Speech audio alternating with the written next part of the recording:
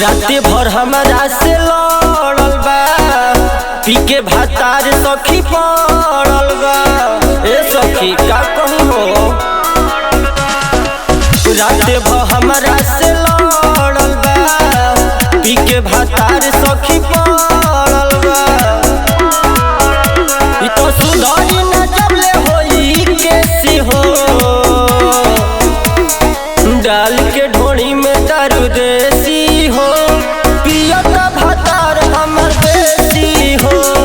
डाल के ढोड़ी में दारू देसी हो, पियत भातार हमर देसी हो।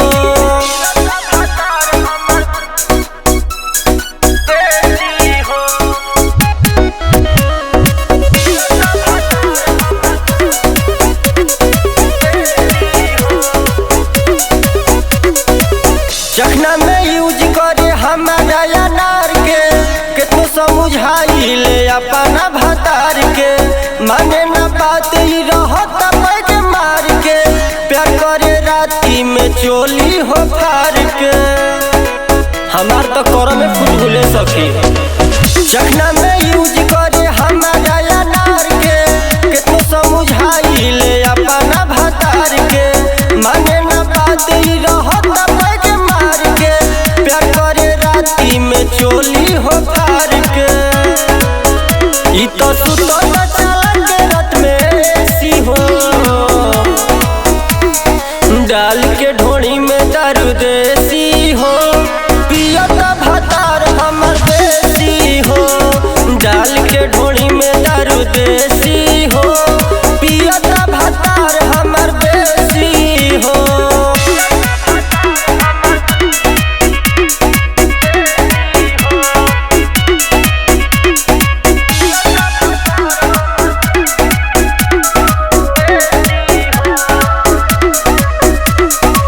यादवे राजा डियो हीरा, दिला न हमारा पई हो ध्यान। अपना मरद से हम बानी परेशान, लगे कि दे दी अपन जान। ढोड़िए के गिलास बनैले भाई। यादवे राजा डियो हीरा, दिला न हमारा पई हो ध्यान। अपना मरद से हम बानी परेशान, लगे कि दे दी अपन जान। मन करे चली जाई नैहर खीसी हो, डाल के ढोड़ी में दारू देसी हो, पियत भातार हमर देसी हो। डाल के ढोड़ी में दारू देसी हो, पियत भातार हमर देसी हो। खाली महुआनी पियत नतिया।